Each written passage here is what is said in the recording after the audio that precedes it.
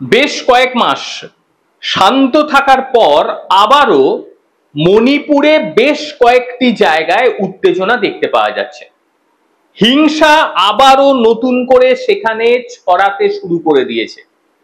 অন্তত গতকাল থেকে বিভিন্ন টিভি চ্যানেল বা খবরের কাগজগুলোতে সেখানকার হিংসার খবর সামনে উঠে আসছে। রীতিমতো বিক্ষোভকারীরা বেশিরভাগই হলো যুবক। তারা রাস্তায় নেমে মাথায় পেট্রোল ঢেলে নিজেকে পুড়িয়ে ফেলার পর্যন্ত তারা হুমকি দিচ্ছে। হঠাৎ করে এতটা হিংস্র তারা কেন হলো যে তারা নিজেদের মাথায় পেট্রোল ঢেলে আত্মাহুতি দেওয়ার জন্য তারা রীতিমতো প্রস্তুত হয়ে গিয়েছে। এবং প্রতিবাদকারীরা তারা বলছে যে তারা আত্মহননের পথ বেছে নেবে। আর এই পরিস্থিতি সামাল দিতে রীতিমতো কারফিউ জারি হয়ে গিয়েছে, ইন্টারনেট পরিষেবা বন্ধ হয়ে গিয়েছে। এটা হঠাৎ করে হলো কিভাবে মণিপুরে? কয়েকদিন তো ঠিকঠাক ছিল, রাষ্ট্রপতি শাসন জারি হওয়ার পরে আবারও পরিস্থিতি ধীরে ধীরে ঠিক জায়গায় পৌঁছচ্ছিল। নতুন করে কি এমন হলো?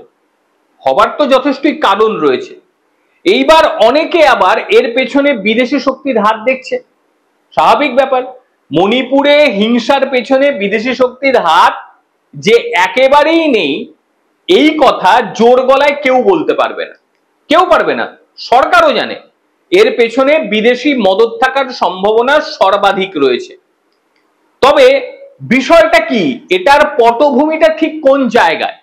অনেকেই জানেন যে সেখানে জাতিগত একটা হিংসে বা বিদ্বেষ বড়ভাবে দেখা দিয়েছে। এবং 2023 সালের মে মাসে এখানে সহিংস আন্দোলন শুরু হয়ে গিয়েছিল এবং সেই আন্দোলন প্রায় 2 বছর ধরে কন্টিনিউ চলেছে। এবং কোন কোন পরিস্থিতি সেখানে হয়েছিল এটা আপনারা প্রত্যেকেই জানেন। মূলত সেখানে মেইথি জনগোষ্ঠী এবং অন্যদিকে কুকি এবং জমি, এরাই মূলত নিজেদের মধ্যে এই অশান্তিটাকে লাগিয়েছে। আর গতকাল থেকে যেখানে শুরু হয়েছে সেটা হচ্ছে মণিপুরের একেবারে কেন্দ্রস্থল ইম্ফল এবং তার যে আশেপাশে এলাকা, এই এলাকাতেই মূলত অশান্তির ছায়াটা ঘনীভূত হচ্ছে। এবং এই অশান্তিটা কেন শুরু হলো, মানে প্রথম দিকে যদি আমরা দেখি, মণিপুরের যে মেন অংশ সেই জায়গাটা দখল করে রেখেছে মেইথি জনগোষ্ঠী, এটা গেল। কিন্তু বাকি যে পাহাড়ি অঞ্চলগুলো রয়েছে তার দখল রয়েছে কুকি এবং জমি উপজাতিগুলি।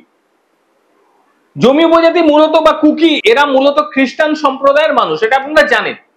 এইবার যেটা হয়েছে যে আদালত এই মেইথিদেরও সেখানকার যে উপজাতি সংরক্ষণের আওতায় নিয়ে এসেছিল, তারপরে হিংসা ছড়িয়ে যায়।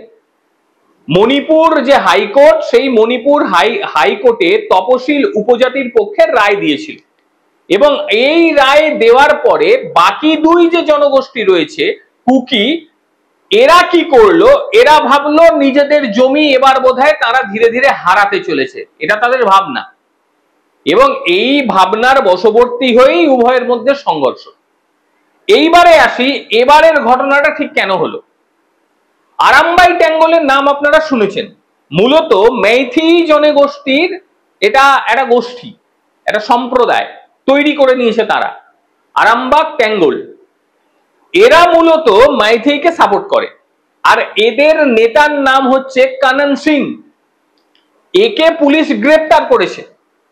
এই কানন সিং সম্বন্ধে বলি, ইনি মণিপুর পুলিশের কমান্ডো, একজন কমান্ডো। তাকে বরখাস্ত করা হয়েছিল তার বিভিন্ন রকম কাজকর্মের জন্য, তাকে বরখাস্ত করা হয়। এবং সে মূলত সেখানকার মেইথি যে জনগোষ্ঠীর যুবকদের তাদের একগ্র করতে শুরু করেছে। এবং অভিযোগ এর মধ্যে যেটা আসছে যে বিভিন্ন সোর্স ব্যবহার করে, যেহেতু এ পুলিশ পার্সন ছিল তাই বিভিন্ন সোর্স এর কাছে তো থাকবেই, সেই সোর্সকে ব্যবহার করে এই কানন সিং বিভিন্ন জায়গায় অস্ত্র শস্ত্র সে ঢুকিয়ে ফেলেছিল এবং তারপরেই নিজেকে ক্রমাগত শক্তিশালী জায়গায় নিয়ে যায়। এবং এমন পরিস্থিতি হয় যে তিনি যেটা বলছে মেইথি জনগোষ্ঠী সেটাই শুনছেন। এবং এই পরিস্থিতিতে পুলিশ এই ভদ্রলোককে গ্রেপ্তার করে নেয় এবং এই গ্রেপ্তারের পরে মেইথুই জনগোষ্ঠীর যারা যুবকরা রয়েছে তারা যায় বিগড়ে।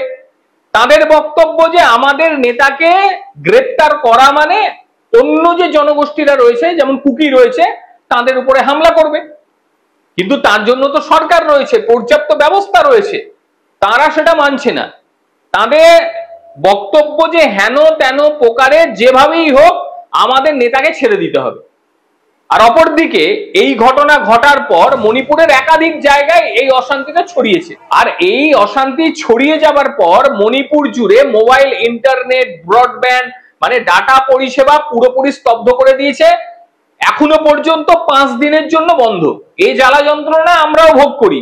আমি যে জেলায় বাস করি সেই জেলাতেও এই ধরনের ঘটনা ঘটে। আমাদেরও মাঝে মধ্যে ইন্টারনেট, ব্রডব্যান্ড এসব থাকে না, কিন্তু সেখানে মোবাইল ইন্টারনেট বন্ধ হয়ে গিয়েছে, ব্রডব্যান্ড বন্ধ হয়ে গিয়েছে, মানে ডাটা পরিষেবা একেবারেই নেই। শুধুমাত্র জরুরি কিছু পরিষেবা সেখানে ছাড় দেওয়া হয়েছে, মানে ঔষধপত্র হেজা ভেজাগুলো থাকে এগুলো ছাড় দেওয়া হয়েছে। এইবার যেটা বড় প্রশ্ন যে হঠাৎ করে সরকারের কোন রকম প্রস্তুতি ছাড়া তারা কেনই বা এই ভদ্রলোককে গ্রেপ্তার করতে গেল, এটা একটু প্রশ্ন। কিন্তু সরকারের তরফ থেকে যেটা বলা হচ্ছে যে তারা পর্যাপ্ত প্রমাণের ভিত্তিতে গ্রেপ্তার করেছে। এলাকায় অশান্তি, 2 জনগোষ্ঠীর মধ্যে দাঙ্গা ফেলানোর বিভিন্ন অভিযোগ এনার উপরে রয়েছে। এবং সবচেয়ে মারাত্মক বিষয় কি, সবচেয়ে মারাত্মক বিষয় যে অস্ত্র শস্ত্র পর্যন্ত এই জোগাড় করছিল। এইবার যেটা দেখার বিষয় যে ব্রহ্মদেশ হয়ে যাকে আমরা মায়ানমার বলি, সেই মায়ানমার হয়ে এদের কাছে কি আদতেও কোন রকম সাহায্য ঢুকছে বিদেশের তরফ থেকে? এবং কারা কারা এর পেছনে আছে এটাও আপনারা জানেন, যে তারা চায় যে ভারতের এই উত্তর পূর্বাঞ্চলের এই রাজ্যটি অশান্তির মধ্যে থাকুক। এবং এটা শুধু যে বিদেশি শক্তি চায় তা নয়, এটা আমাদের দেশের মধ্যেও বেশ কিছু রাজনৈতিক দল রয়েছে তারা বারংবার এটাকে হাতিয়ার করার চেষ্টা করে, বারংবার। তারাও চায় না যে পরিস্থিতিটা স্বাভাবিক হোক। আর এই পরিস্থিতি ক্রমাগত 2 বছর ধরে কন্টিনিউ চলছে। কত সহ্য হয় মানুষের? এই 2 বছর ধরে এইরকম পরিস্থিতি চলার পরে সেখানকার অর্থনৈতিক অবস্থা তো একেবারে ভেঙে পড়েছিল। যদিও রাষ্ট্রপতি শাসন জারি হওয়ার পর পরিস্থিতি অনেকটাই স্বাভাবিকের জায়গায় যাচ্ছিল। এইবার যেটা দেখার বিষয় যে সরকার কতটা শক্ত হাতে দমন করবে পুরো বিষয়টি। দমন তো অবশ্যই হবে, তার আগে ইন্টারনাল যে সোর্স গুলো এখানে কাজ করছে, বাইরের শক্তি এদেরকে যে ইন্ধন দিচ্ছে সেই ইন্ধনের সাপ্লাই লাইনটা আগে কাটতে হবে। সেই কাটার কাজও শুরু হয়ে গিয়েছে। আপনাদের কি মনে হয় কারা সহযোগিতা করতে পারে? আর আমাদের দেশের ঠিক কোন কোন রাজনৈতিক দল চায় যে এখানে অশান্তি লেগে থাকুক? আরে ভারতবর্ষের একটা জায়গা পুড়লে পরে ভারতবর্ষ তো গোটা একটা বডির মতন, আমাদের তার প্রভাব আমাদের উপর পড়বে আমরা যেখানেই থাকি না কেন। তাই সরকারকে কঠোর হাতে দমন অবশ্যই করতে হবে, আর এটা করবে।